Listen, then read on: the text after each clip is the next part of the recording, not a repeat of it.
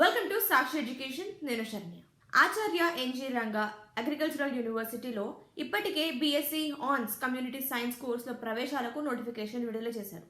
అయితే ఇందుకు సంబంధించిన దరఖాస్తులు ఇప్పుడు కొనసాగుతూనే ఉన్నాయి. ఆగస్టు 10వ తేదీ వరకు ఈ దరఖాస్తుల ప్రక్రియ కొనసాగుతుంది.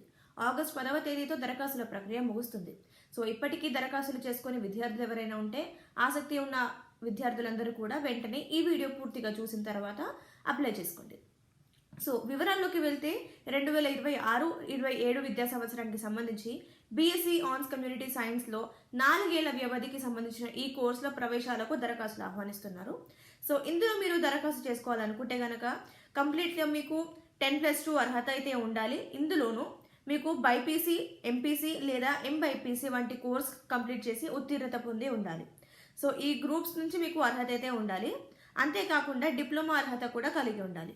సో డిప్లొమా అర్హత వచ్చేసి మీకు వ్యవసాయం, సీడ్ టెక్నాలజీ లేదా ఆర్గానిక్ ఫార్మింగ్ లేదా హార్టికల్చర్ లేదా వెటర్నరీ 2 years కోర్స్, అలాగే అగ్రికల్చరల్ ఇంజనీరింగ్ 3 years కోర్సులో అర్హత ఉండాలి.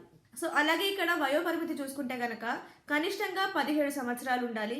అలాగే గరిష్ట వయసు వచ్చేసి 22 సంవత్సరాలని ప్రకటించారు. ఈ కోర్సులో వచ్చేసి మొత్తంగా 100 వరకు సీట్ల ఖాళీలు ఉన్నాయి. సో ఈ 100 సీట్ల ఖాళీలకు మీరు ఆఫ్లైన్ విధానంలో దరఖాస్తు చేసుకోవాల్సి ఉంటుంది. సో ఆఫ్లైన్ విధానంలో దరఖాస్తులు అంటే మీరు అఫీషియల్ నోటిఫికేషన్ నుంచి మీ అప్లికేషన్ ఫామ్ని డౌన్లోడ్ చేసుకొని కంప్లీట్గా ఫిల్ చేసిన తర్వాత Acharya NG Ranga agricultural university administrative office Lam ఈ అడ్రస్కి మీరు పోస్ట్ చేయాల్సి ఉంటుంది.